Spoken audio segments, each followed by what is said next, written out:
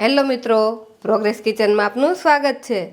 તો આજે આપણે બજાર કરતાં ખૂબ જ સસ્તી અને ખૂબ જ ઓછા સમયમાં બની જાય તેવી ખારી સિંગ એક નવી ટ્રીક સાથે બનાવીશું। ખારી સિંગ બનાવવા માટે મેં અહીં 400 ગ્રામ જેટલા સિંગના દાણા લીધા છે। આ સિંગના દાણા આપણે જે રેગ્યુલર ઘરમાં હોય તે દેશી મગફળીના જ છે, પણ સિંગ બનાવવી હોય ત્યારે ખારી સિંગના દાણા હોય ત્યાં થોડા મોટી સાઈઝના હોય તેવા લેવાના। જો કોઈ દાણા પર કડતલીવાળા નાના સાઈઝના સિંગ દાણા હોય તો તેને આપણે અલગ કરી લઈશું, અને બધા જ મોટી સાઈઝના અને એકદમ લીસા દાણા હોય તેવાનો ઉપયોગ આપણે ખારી સિંગ માટે કરીશું। તો આ સિંગ દાણા આશરે 400 ગ્રામ જેટલા સિંગ દાણા છે, અને આપણે કપથી માપીએ તો આ 2.5 કપ જેટલા સિંગ દાણા છે। તો આ સિંગ દાણાને આપણે પહેલાં એક પ્રેશર કુકરમાં નાખી દઈશું। આપણે સિંગ પલાળી અને તેને રાખી મૂકતા હોય છે, આ રીતે તો આપણે સિંગદાણા બનાવતા જ હોય છે, પણ આજે આપણે કુકરમાં ખારી સિંગ બનાવવાની છે। તો તેના માટે મેં બધા જ દાણાને કુકરમાં એડ કરી દીધા છે। આપણા દાણા 2.5 કપ હતા તો તેની સામે આપણે 2.5 કપ પાણી નાખીશું। જેટલા સિંગદાણા હોય તેટલું આપણે પાણી નાખવાનું। તેમાં આપણે 1/2 ચમચી મીઠું નાખીશું।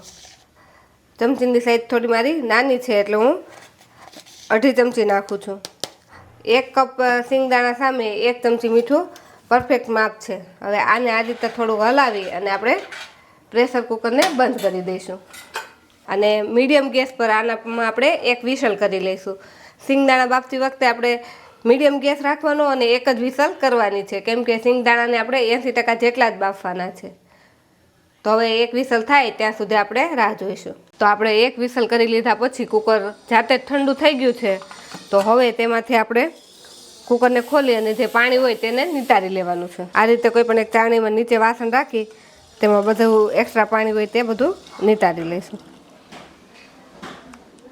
આ રીતે આપણે બાફશું એટલે સિંગના દાણાનો જે લાલ કલર હોય તે બધો આ રીતે પાણીમાં નીકળી જશે, અને આપણે સિંગ જ્યારે બનશે ત્યારે એકદમ વ્હાઈટ બનશે। બધું જ પાણી નીતરી જાય એટલે આ સિંગને આપણે એક કપડા ઉપર ફેલાવી દઈશું। સિંગને કોરી કરવા માટે મેં આ રીતે એક મોટું જાડું એવું નેપકિન પાથરી દીધું છે, તેના પર આપણે આ સિંગને આ રીતે ફેલાવી દઈશું। આ નેપકિન જાડું છે એટલે ઝડપથી એ સિંગદાણાનું પાણી શોષી લેશે। આ રીતે એક એક દાણો છૂટો રહે તે રીતે એને ફેલાવી દેવાનું। આ રીતે ફેલાવી દીધા પછી આપણે 5 મિનિટ માટે આ સિંગને કોરી થવા દેશું, એટલે આ સિંગ 5 મિનિટ કોરી થશે એટલે ઉપરથી થોડીક ડ્રાય થઈ જશે। જો 5 મિનિટ થઈ છે તો આપણા સિંગદાણા એકદમ સરસ આ રીતે ઉપરથી કોરા થઈ ગયા છે। તો હવે આ સિંગદાણાને આપણે ભેગા કરી લઈશું। હવે આપણે આને શેકવાના છે। તો આપણે ખારી સિંગને શેકવા માટે અહીં મેં 1/2 કપ મીઠું લીધું છે, તેને આપણે એક જાડા તળિયાવાળી કડાઈમાં લઈ લઈશું। આપણે મીઠા બહુ વધારે પ્રમાણમાં લેવાની જરૂર નથી, કેમ કે આપણે સિંગના દાણા પણ થોડા થોડા નાખીને જ શેકવાના છે એટલે, અને સિંગ શેકતી વખતે કોઈ જાડા તળિયાવાળું કે લોખંડની કડાઈનો ઉપયોગ કરવાનો। હવે આપણે મીઠાને એકદમ સરસ ગરમ કરી લઈશું। આપણું મીઠું સરસ ગરમ થઈ ગયું છે। હવે તેમાં આપણે 1/2 કપ સિંગના દાણા નાખીશું, અને આ મીઠા સાથે આપણે એને શેકવાના છે। આ રીતે આપણે સિંગના દાણા નાખીશું એટલે સિંગના દાણા પર બધું મીઠું ચોંટી જશે, પણ જેમ જેમ સિંગના દાણા શેકાતા જશે તેમ ફરીથી બધું મીઠું નીચે ખરી જશે, અને સિંગને આપણે એકદમ ધીમા ગેસ પર શેકવાની છે। જો ફૂલ ગેસ પર શેકીશું તો આપણો દાણો એકદમ ક્રિસ્પી નહીં થાય, અને અંદર સિંગ ઉપરથી લાલ થઈ જશે અને અંદરથી ઢીલી રહેશે, એટલે એકદમ ધીમા ગેસ પર આપણે આને શેકવાની છે। શેકતી વખતે સિંગને આ રીતે આપણે સતત હલાવતા રહેવાની। 2 મિનિટ જેટલી સિંગને શેકાતા ઉપર જે બધું મીઠું ચોંટી ગયું હતું એ બધું હવે જાતે જ ખરી ગયું છે। હવે આપણે આ રીતે ધીમા ગેસ પર આ સિંગને સતત હલાવતા હલાવતા શેકવાની છે। 10 થી 12 મિનિટ જેટલો સમય થઈ ગયો છે અને આપણી સિંગ સરસ શેકાઈ ગઈ છે। આ રીતે આપણે એક સિંગને લઈ અને તેના ફોતરા ઉખેડીએ તો તે આસાનીથી ઉખડી જાય તો આપણી સિંગ શેકાઈ ગઈ કહેવાય। જો આ રીતે આપણે ફોતરા ઉખેડીને આમ આસાનીથી ઉખડી જાય અને અંદરથી થોડીક ગોલ્ડન બ્રાઉન રંગની સિંગ થઈ ગઈ હોય તો આપણી સિંગ સરસ શેકાઈ જાય છે, અને જો આ રીતે એકદમ ક્રન્ચી પણ થઈ જાય છે।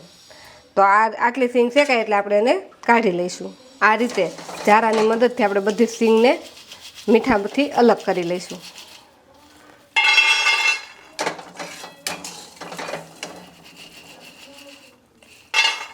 તો આ સિંગ આપણે બજારમાં મળે તેવી જ ઘરે તૈયાર કરી શકીએ છીએ। તો આવી રીતે આપણે બધી સિંગને શેકી લઈએ। બધી જ સિંગ હવે શેકાઈને રેડી થઈ ગઈ છે અને આપણી સિંગ એટલી ક્રિસ્પી બની છે કે આ રીતે આપણે હાથથી દબાવીએ તો પણ બધા જ એના ફોતરા અલગ થઈ જાય છે. તો આ સિંગને આપણે એરટાઇટ કન્ટેનરમાં ભરી 2 થી 3 મહિના સુધી ખાઈ શકીએ છીએ. તો જો તમને અમારી આજની આ સિંગની રેસીપી ગમી હોય તો અમારા વિડીયોને લાઇક કરો અને પ્રોગ્રેસ કિચન ચેનલને સબસ્ક્રાઈબ કરો.